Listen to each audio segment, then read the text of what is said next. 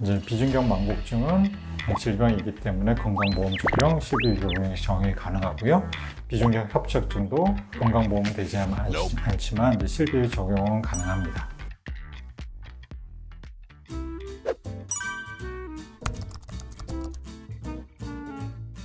안녕하세요. 코노피 정태원 원장입니다.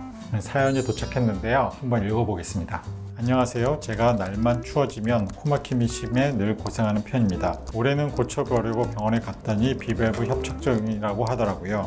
그리고 비밸브 재건술 이걸 추천해 주시던데 그 자리에서 듣긴 했지만 사실 단어들이 생소하고 좀 어려워요. 특히 협착증은 뭐고 재건술은 뭔가요? 그리고 비염은 실비보험이 된다고 하는데 협착증도 가능한가요? 결론은 비염은 실비보험이 되고요. 협착증도 실비보험이 됩니다. 협착증은 뭐냐면 그거는 이제 그림으로 설명을 해드려야 돼요. 제 코를 이렇게 구멍 쪽에서 이렇게 바라볼 수 있잖아요. 코가 이렇게 생겼을 거 아니에요? 여기에는 이 비중격이라는 게 가운데 축이 있고 콧등에도 이렇게 연골이나 뼈가 있어요.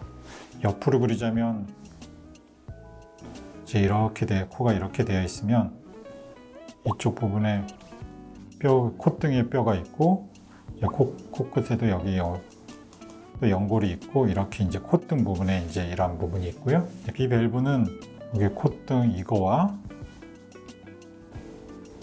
비중격 요 사이에 요 사이 부분을 이제 비밸브라고 하는 거예요. 근데 이 비밸브가 이제 좁아지는 게 비밸브 협착이에요. 그러니까 이게 어떤 식으로든 좁아지면 협착이죠. 대표적으로 된 거는 이제 이 부분이 이렇게 내려앉는 거겠죠. 이렇게 되면 이 사이의 간극이 좁아져서 비밸브 협착이 생겨요.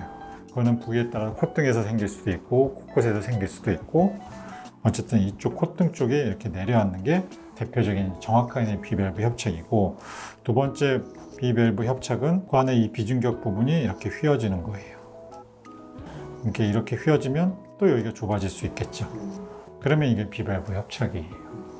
다른 개념이 아니라 코의 가운데 콧등과 비중격 사이에 이 삼각형 어쨌든 그 부분을 밸브라고 얘기하는데 이 부분이 좁아지는 게 그리고 태생적으로 좁을 수가 있어요.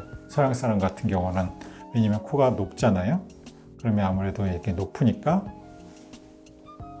이거 훨씬 더 좁겠죠. 그러니까 좀 높은 사람은 조금만 휘어도 비밸브 협착이 더 잘 생기겠죠. 대부분 이런 게 이제 비밸브 협착이고, 그리고 또 여러 가지 나누는 부분은 이제 동적인 비밸브 협착, 이제 정적 비밸브 협착 이런 게 몇 가지가 있는데 그거는 또 좀 더 깊은 내용이기는 해요. 이제 비중격 만곡증은 질병이기 때문에 건강보험 적용, 실비 적용이 가능하고요. 비중격 협착증도 건강보험은 되지 않지만 이제 실비 적용은 가능합니다. 그렇지만 모든 것은 이제 정확한 진단을 받기 위해서는 전문의와 충분한 상담과 진찰이 필요합니다. 지금까지 코노피 정태원 원장이었습니다. 구독, 좋아요, 알람 설정 부탁드립니다.